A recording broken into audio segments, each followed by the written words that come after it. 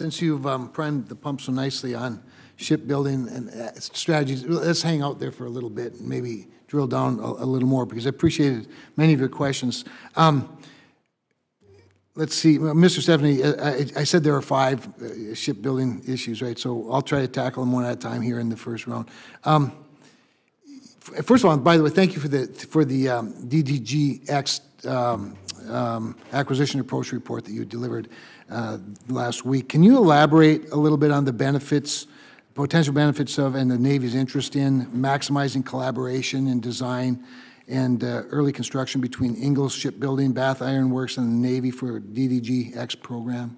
Just explain why that makes sense.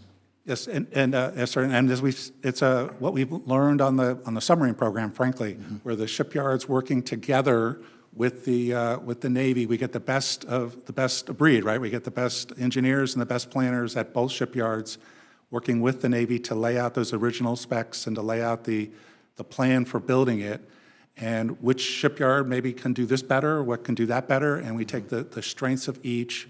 The other part was we don't have downtime where we have competitive pressures where the companies have to go apart in those separate corners and do a bidding process. We can continue the design spirals until we can get to the construction of those first 2 ships. And again, we've committed that each shipyard will be involved in the construction.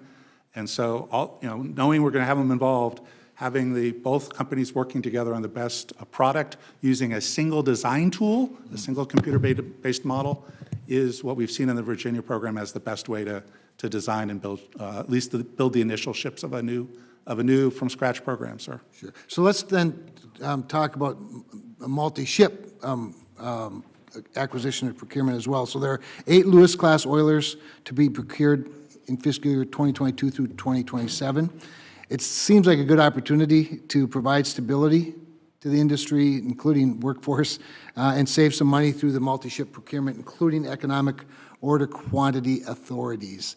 Can you support an approach like this, and can you provide a rough estimate of what maybe could be saved with an approach like that? Yes, sir. I would say from an acquisition point of view, absolutely buying 8 ships sets worth of equipment at the same time for economic quantity and items like that would be the most efficient way to buy it. I think when we looked at the amphibious ship, multi-ship, it was about a 7% savings, and that was with 2 different kinds of ships.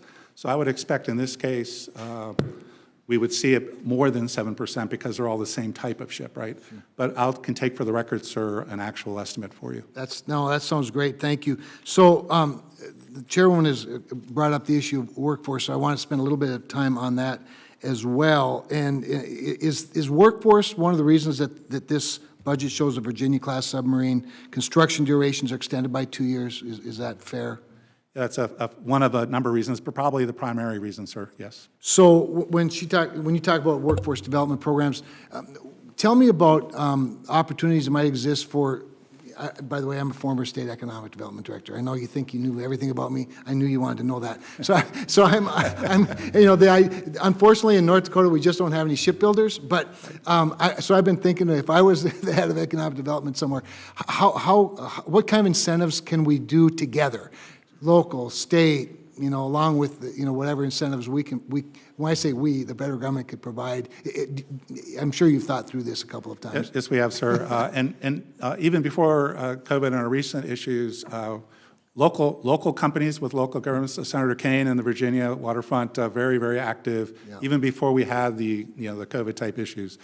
What we're looking at going forward, though, is to take that across other parts of the country. I think I won't say tapped out, but we've kind of maxed out the Virginia and the up in the Connecticut, that area of the country from the skilled workers. So we want to expand out to other parts of the country.